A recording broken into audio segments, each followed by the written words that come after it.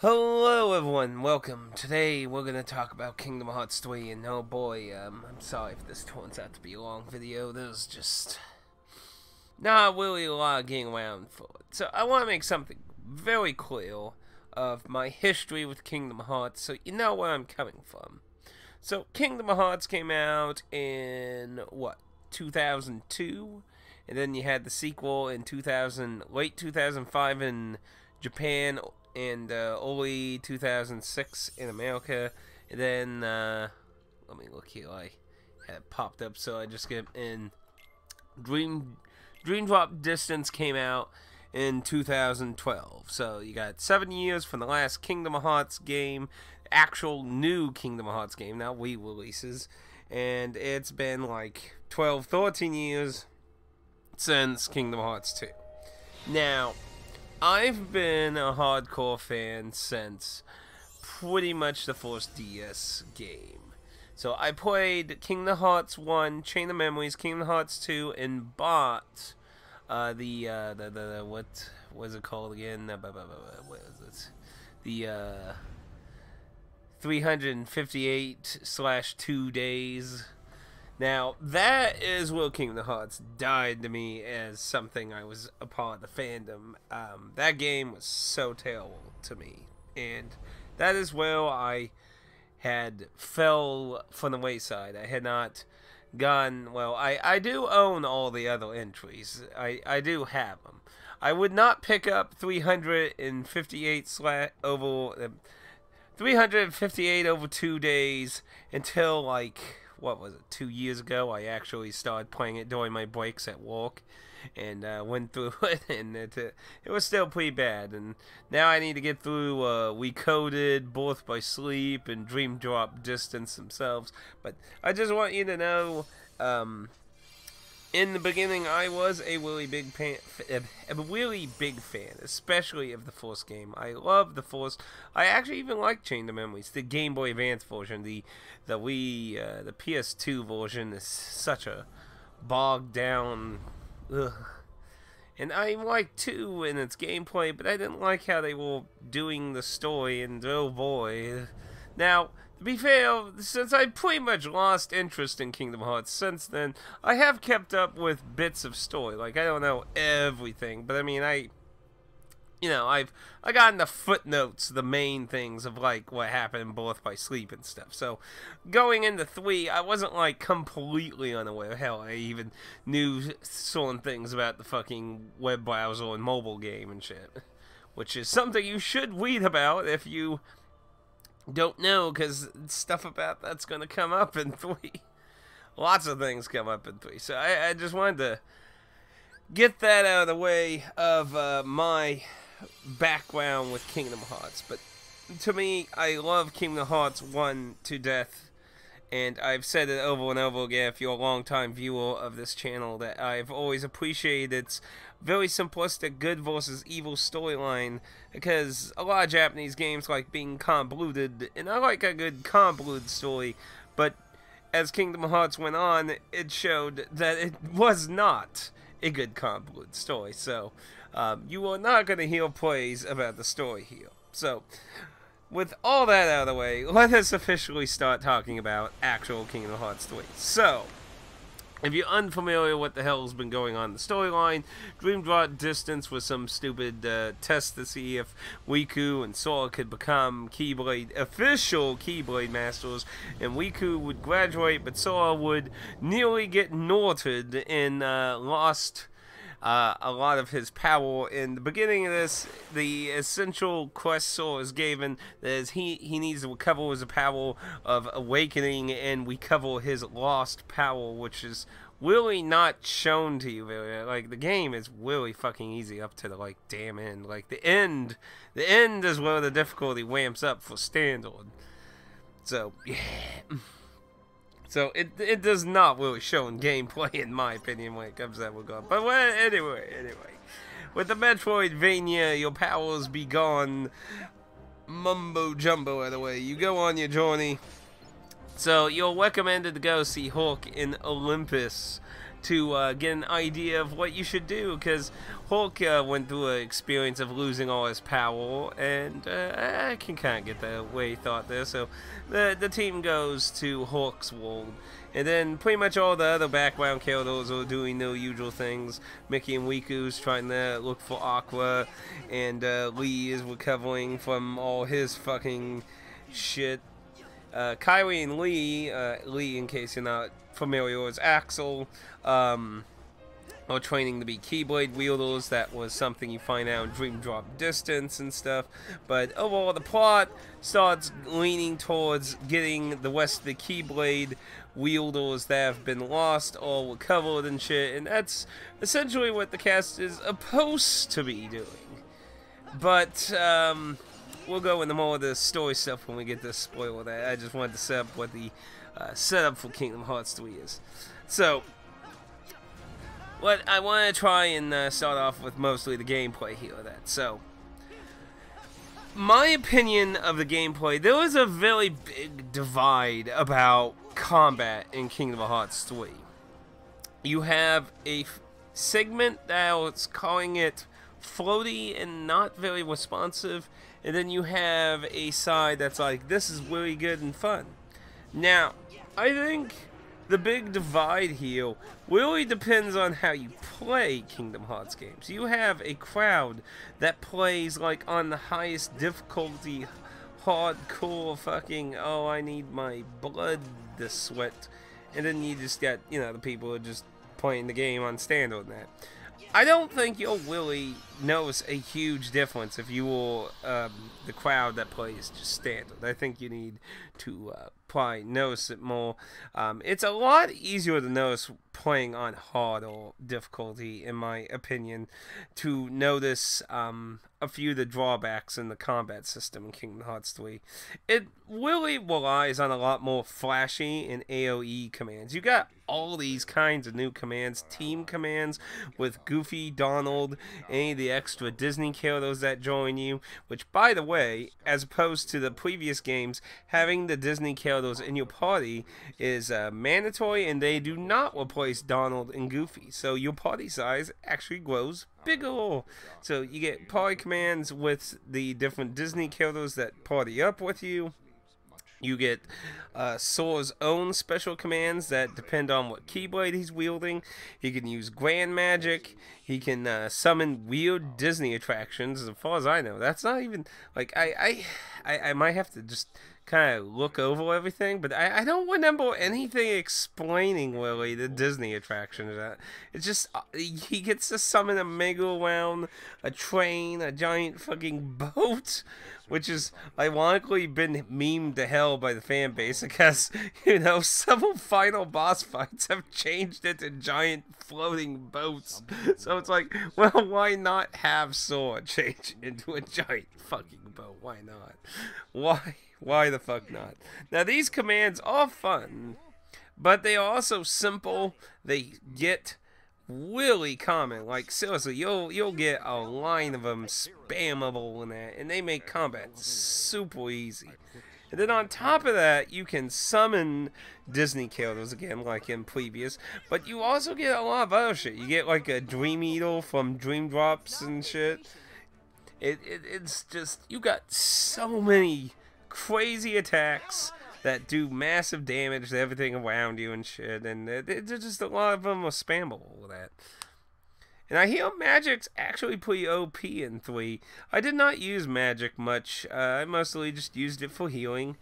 I did not really try out magic much, so I'm not really sure, but I have heard it's very OP actually in the late game, so maybe if I ever replay the game on hard or anything, I might test that out some more. But in regards to the combat, where I fall, I think it's alright. I have not played the game fully in hard, so I can't really comment on how much of a thing that is, but I do see what people, like the people who talk about the combat system not being as good as 1 and 2 are talking about. I do get what they're talking about, but I don't think it's the end of the world, but if you're in that crowd, that's something probably to keep in mind if you're looking at this game. As for, like, I think if you enjoy flashy things, you'll enjoy it. It keeps going and going, but I do agree that it can be kind of hard to just dodge and block in the middle of something. Like, a lot of stuff is drawn out, so I kind of do lean on the side of the people saying that the combat isn't as solid as in the other two main entries. When it just comes to Sora himself, like, you know, dodging, moving, keyblade, slashing, and that. But I did enjoy the combat at the end. And some of the Disney Worlds really were fun.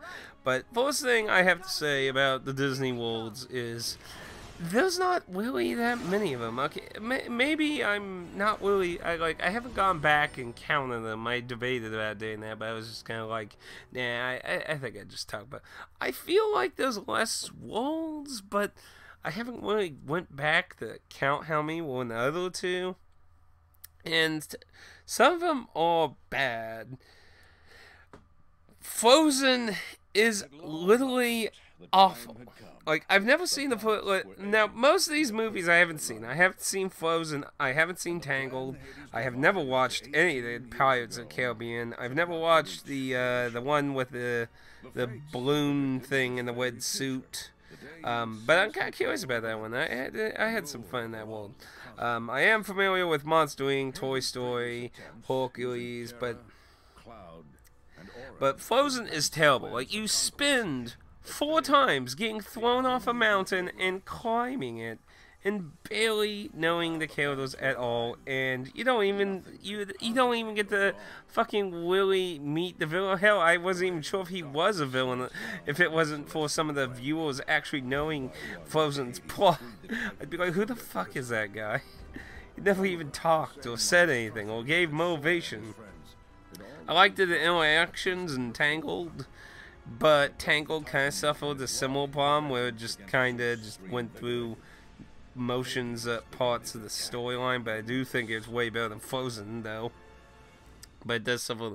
I feel like Monster Inc., Toy Story, and the I don't know what it's called, the one with the balloon assistant thing in the red suit with the kids, where they call themselves the Hero 6 or something. Those worlds were kind of more like... Now, Toy Story is like in the middle, because to me, it doesn't seem like it's after Toy Story 2. It seems like it's before Toy Story 2, but after Toy Story 1, obviously, because Buzz and Woody are getting along. So, but they're all kind of sequels to their movies.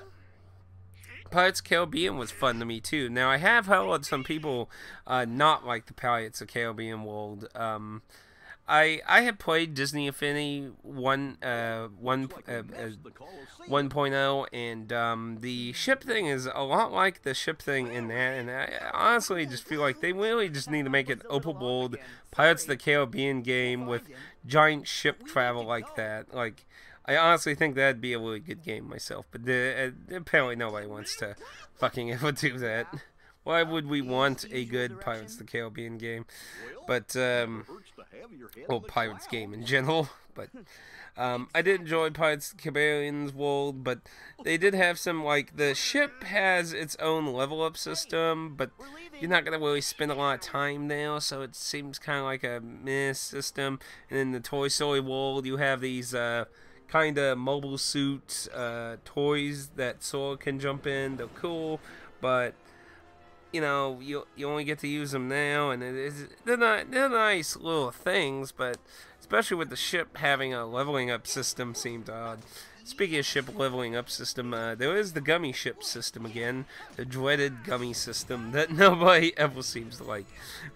They have changed it up again. Now it's a big little open world galaxy thing you fly through, and you can encounter heartless ships, and the gummy ship levels up. I did not touch any of it. Like, several times when live streaming it, I was like, I need to sit to the side and like update my gummy ship. I've never updated it during my entire playthrough, and I got to like a level 11, I think, I think there were like 2 gummy ship bosses, I believe, in the whole game. I think those are, when I read about extras after finishing the game, to see if there was anything interesting extra to do. I think I read there's a secret boss for the gummy ship and a secret boss for normal combat for Sora, I believe, if I remember correctly. So there's that, but the gummy ship just, again, seemed pretty, just, you could ignore it, just fly around everything and get to the worlds and that, aside from the bosses that forces you to fight. But if you're familiar with, besides that, if you're familiar with Kingdom Hearts, the equipped system's pretty much the same. You got armor, accessories, you got the AP system that equipped abilities to the characters and stuff. You can enhance Sora's dodging and jumping and gliding and all kinds of shit as you progress in his character growth and that, and slap on all kinds of AP moves and stuff. Also, something else I actually did not ever note is you could actually upgrade your fucking keyblades. I did not even notice that. You could actually upgrade your keyblades, and I never fucking did that either. Someone pointed that out to me. It's like, you do realize you could have made your keyblades stronger. And I was like, really? I didn't even notice. I did not even fucking notice.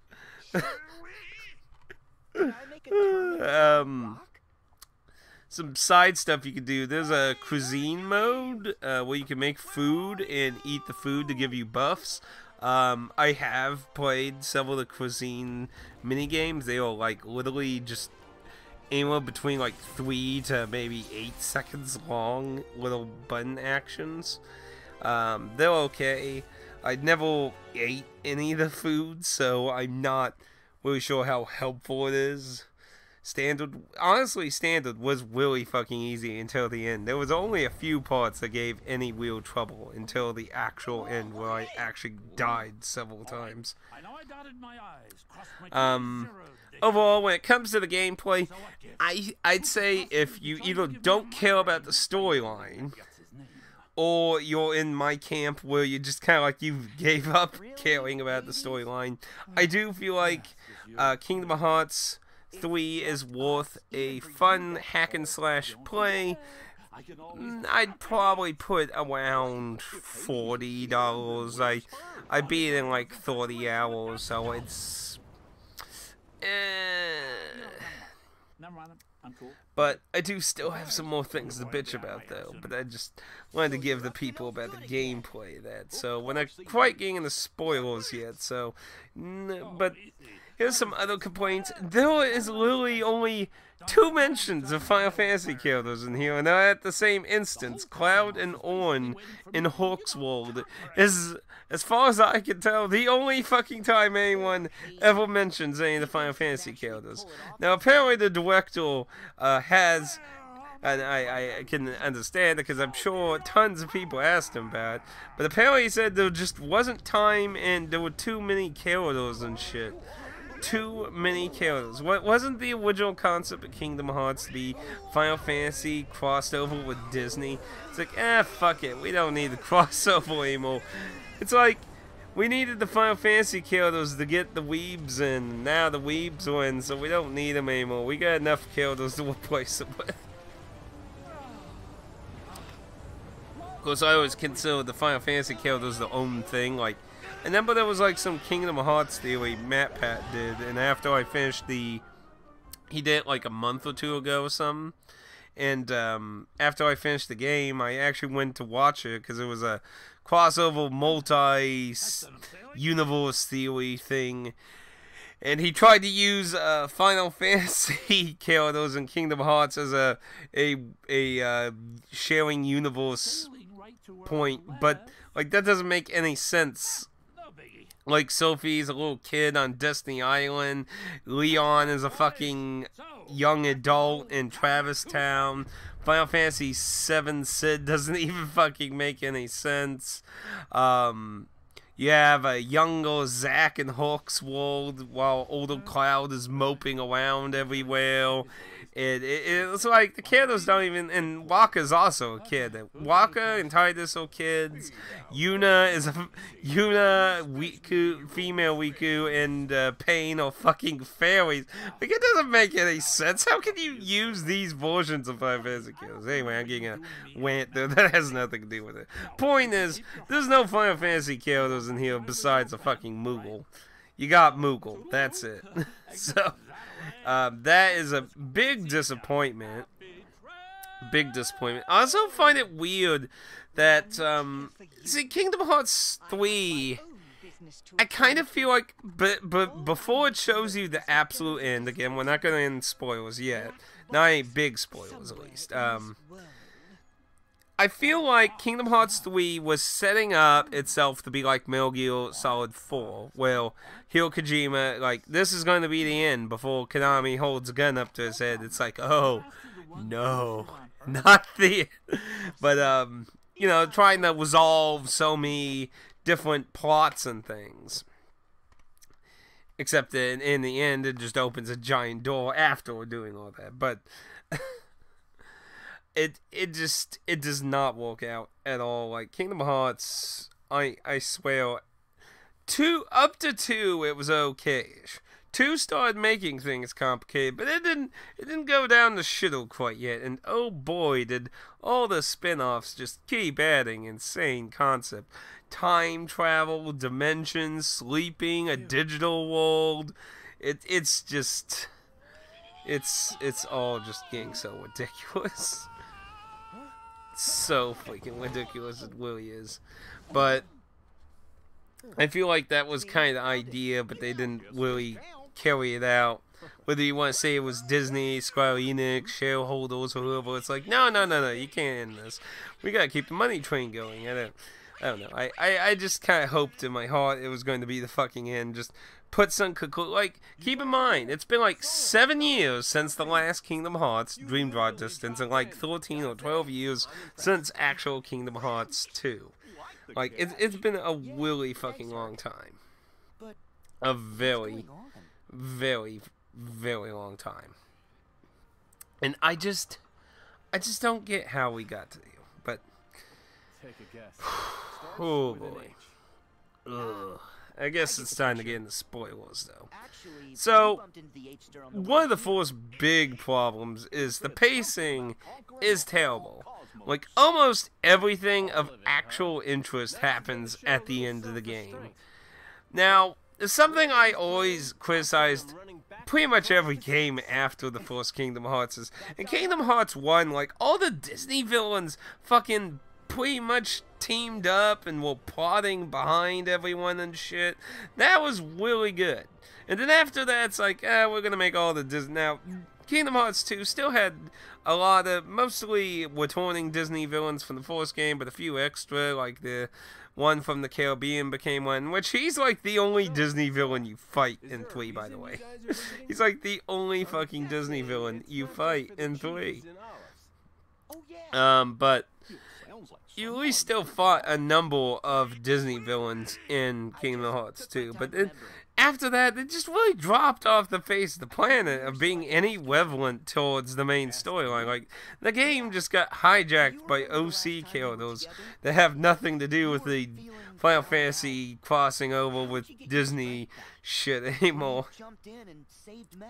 And I feel like that's one thing that's really disappointing. Like, you know, a few villains show up, but you never fight any of them except for the Pirates of the Caribbean one.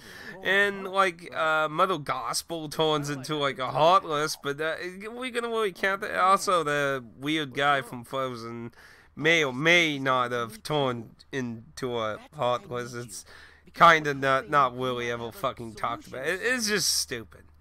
It's just honestly stupid. It's really. Like, the Disney worlds don't really do anything. They're just padding. That's all they've been for the last several games. It's just fattening, padding. Well, we don't get anything actually resolved or learn anything really very minor things happen in between them. Very minor things. Literally, we're talking about like probably 80% of the story happens all at the end of the game, with little bits here and there happening in between after certain Disney Worlds. Well, we're talking about giant plot dumps at the end here. But you'll get through all the Disney Worlds, and from that point, you save Aqua and Vin, and you get lots of killer moment things happening here and there, but then some don't happen at all, like when Kylie and Sora meet back up at Yen Sid near the end before you head for the actual end of the game. Like, they virtually don't interact with it.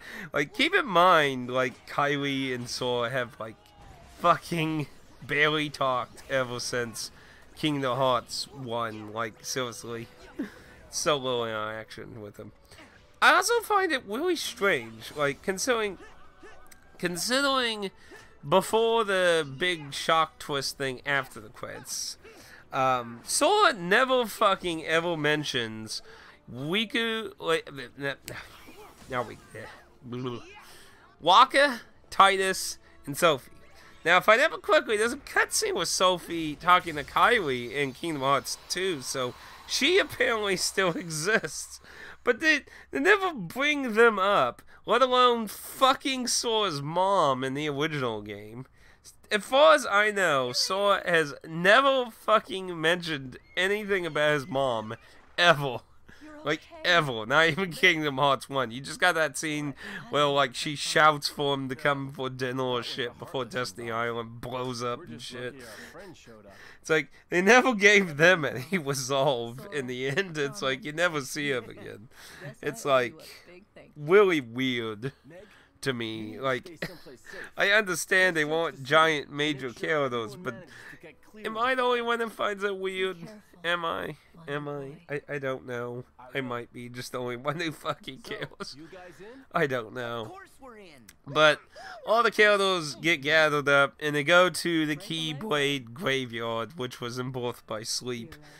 And you go into a giant showdown with Xehanort, because apparently Xehanort needs 13 people of darkness and 7 people of light.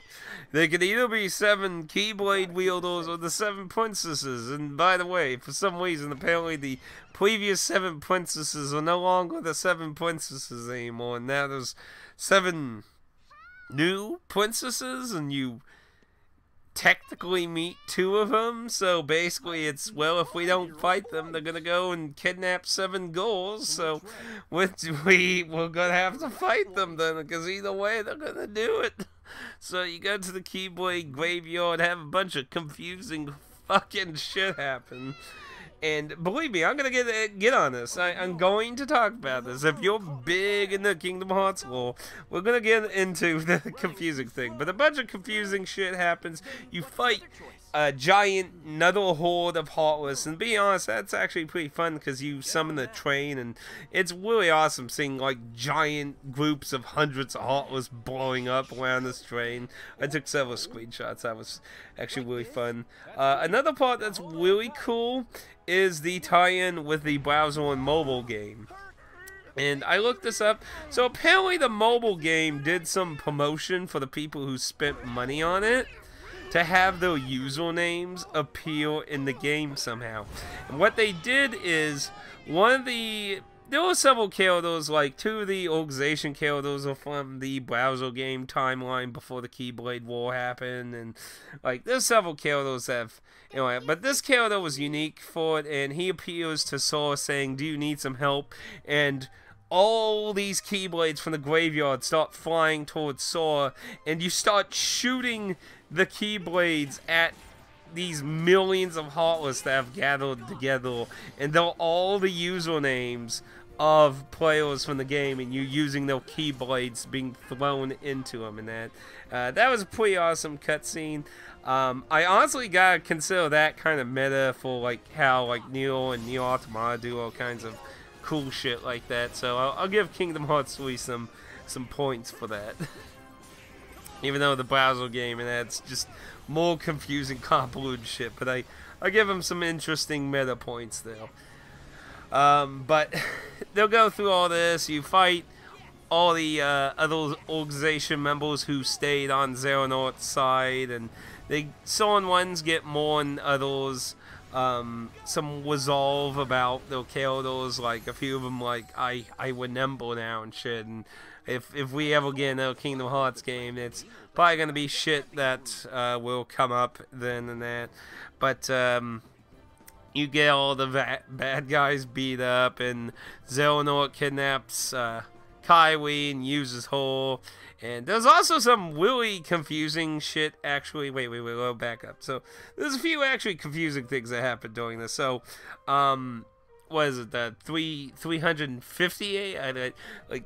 Just whatever days over whatever days.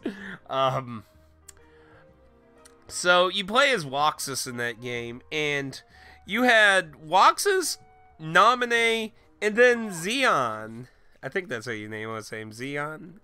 It's like with an X, like, I think that's how you, but who were born from Sword. So, Roxas is a strange nobody born of Vin and Sora. Naminé is a weird nobody born of Sora and Kylie. And Zeon is she technically a nobody? I don't know. She's some weird ass shit that's built on memories and things and whatever. She became part of Roxas at the end of whatever days over days, and then Roxas became part of Sora. So Sora has Roxas, Vin, and Zeon's heart in him, and it never really, like, as far as I ever noticed, explained how the hell Zeon became a thing again. But somehow the organization brought Zeon back. So you get Zeon back, Roxas. Now Roxas gets explained because the characters back at Ansem's lab get a dummy body to put Roxas in, and some weird ass shit happens on the battlefield and Roxas gets summoned. But Zeon just kind of came out of nowhere. But pretty much people are getting made and peeling and being defeated and shit. But Xehanort takes Kylie, kills her, and makes the Keyblade. Now, not to be confused with a Keyblade, the Keyblade, if you're not familiar by Birth by Sleep, is a mystical key. I believe it uses the Greek symbol for key, which is like a fancy looking X. But he gets the Keyblade made and summons Kingdom of Hearts, and his grand plan is to flood the world in darkness and basically reboot the world to let life be born from darkness again and shit. So you go through now. If there's anything I can always give a lot of Kingdom Hearts games, they usually have really awesome final bosses. At least the main entries have always had. The spin-off games, you know, I've only played one of the spin-off games, not, well, technically two with Chain Memories, but the main games have always had really epic final bosses. So what happens in the final thing is you go through Xehanort time travel shit, and you go to some, I believe it's a place in Birth by Sleep, where Master Icarus and Xehanort are from, where they grew up.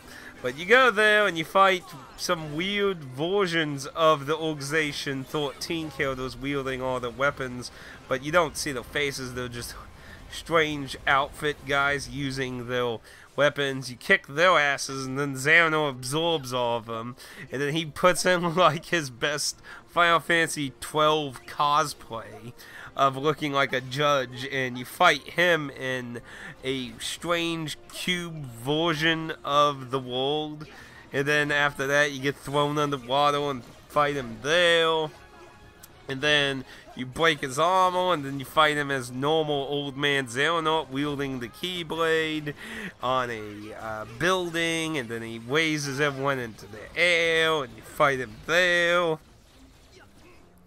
And then you kick his ass, and this is where I feel like lots of bullshit happens. So, keep in mind, Xehanort helped destroy several fucking worlds, ruined people's lives. There were people lost to the fucking darkness and shit because of this fucking horrible person who's fucked up time and space in the name of all of this bullshit. And it's like it's trying to give him this moment to be forgiven. Like Master Icarus, I think Icarus was his name, right? I might be, I haven't played both by sleep yet. It's something that's on my play list. The little teacher guy I think it was Icarus, but you know, he appears as a ghost. Apparently, he was in Terra's hair or some shit. Someone explained to me that happens in both by sleep or some shit. So, oh yeah, and I forgot to mention that Terra got saved during the giant showdown thing too, along with Loxus and Xeon, and like I said, a lot of people got it. Actually, though, bringing it up, I know I'm going everywhere here. This is a complicated story, people.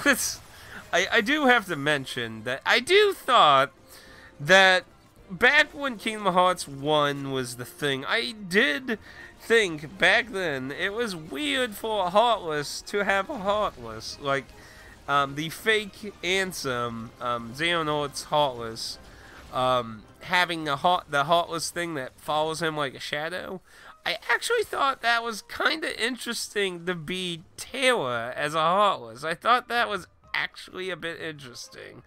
I highly doubt that was planned. I really, really doubt that, but I actually give a little points on that. But yeah, Terra does get saved during that. But anyway, the mask comes, but it's like, bro, this is the future generation here. You gotta let them fucking take care of it. So you give Sora the Keyblade, and they go the Keyblade heaven. Like, him and Xehanort go the fucking Keyblade heaven and shit.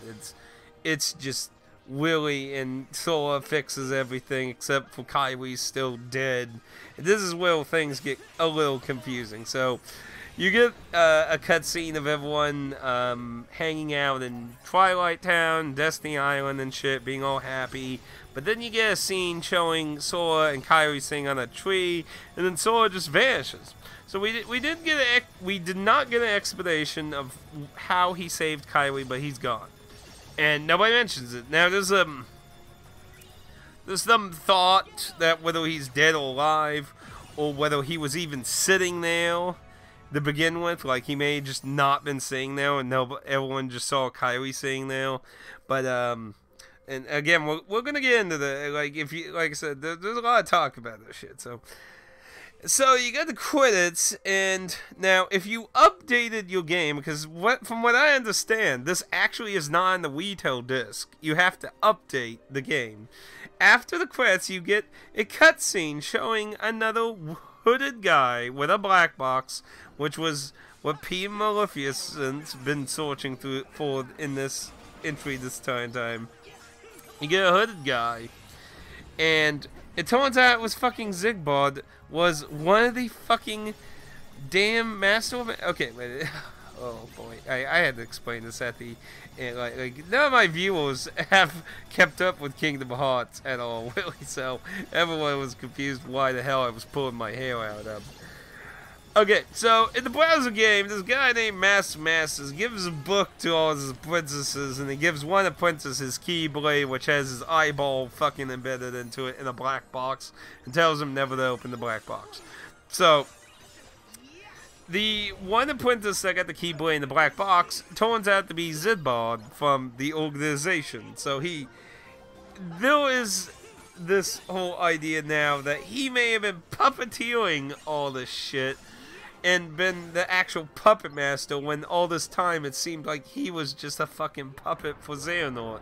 So it's kind of just really crazy ass twist and shit. So that leaves to still, we don't know who the master is and shit. Now there is another secret ending. Almost every Kingdom Hearts game has a secret ending. I did not own it properly, but I did watch it.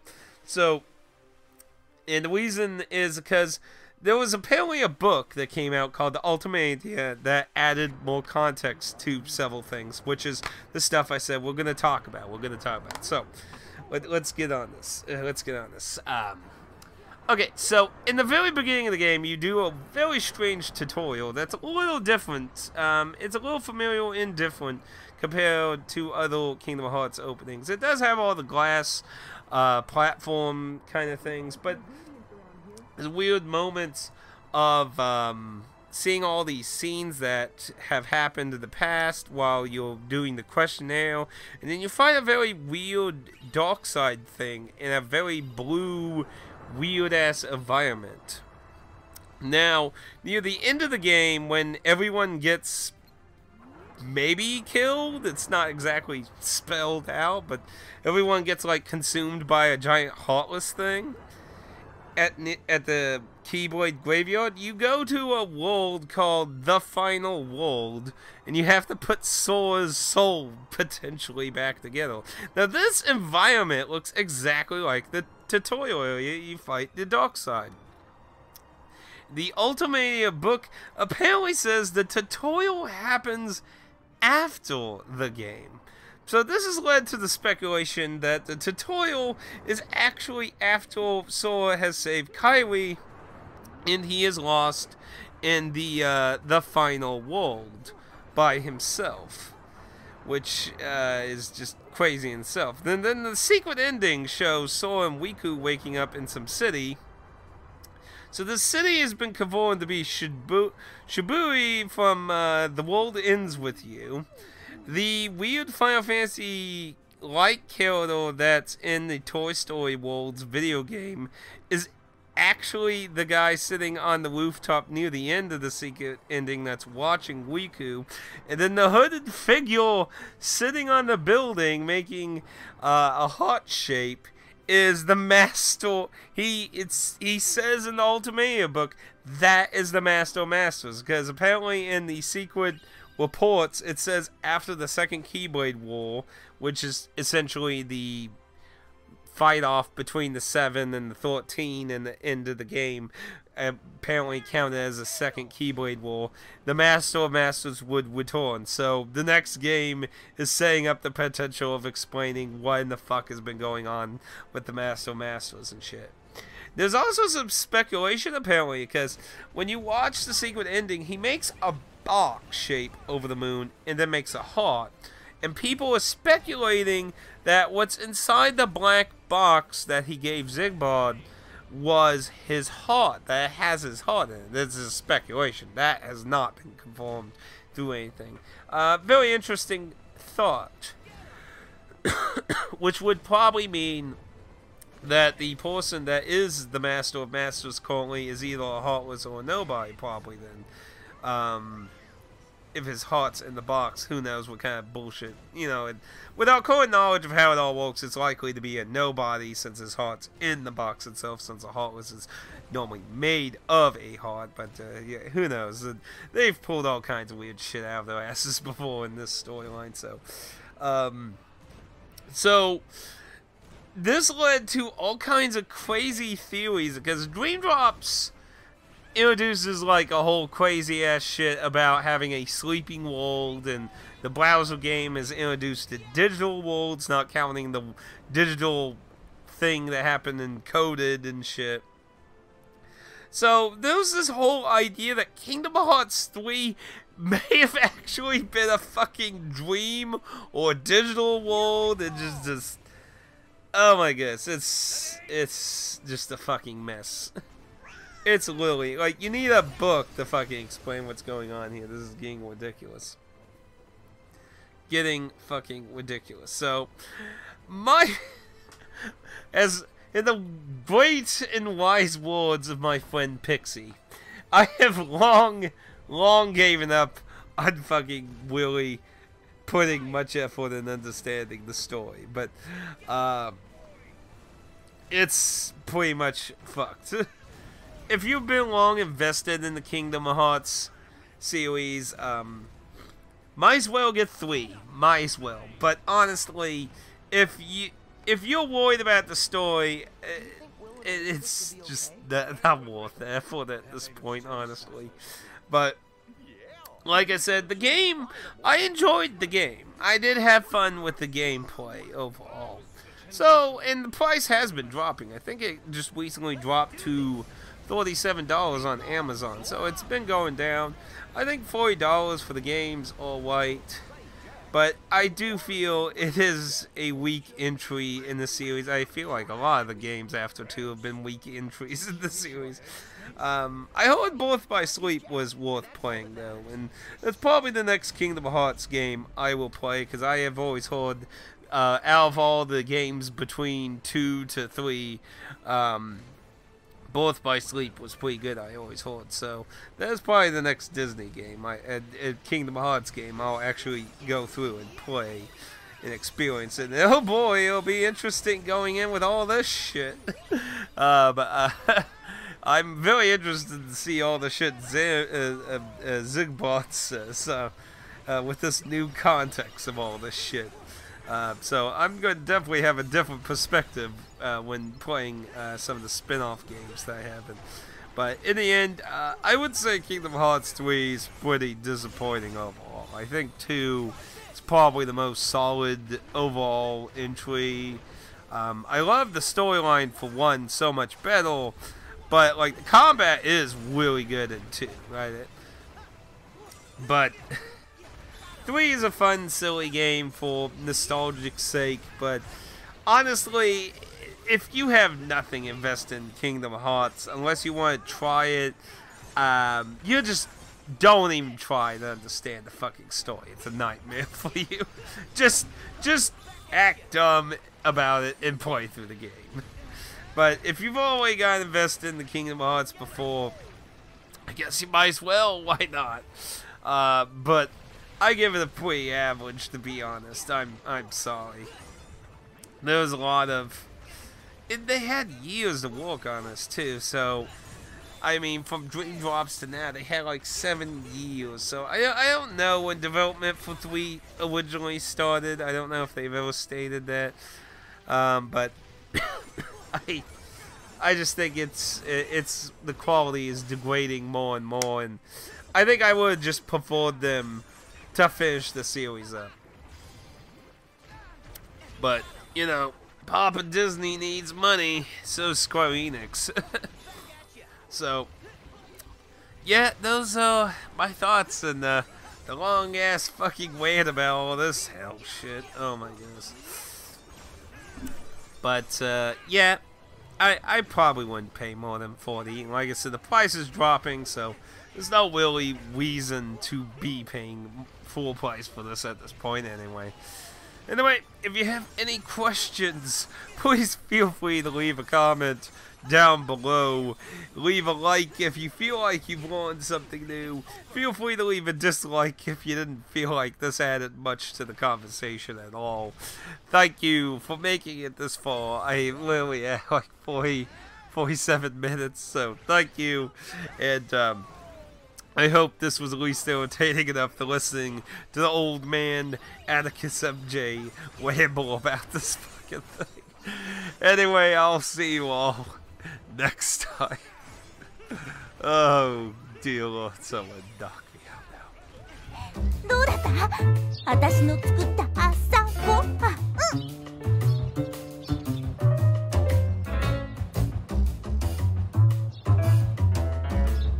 感想だよ。感想。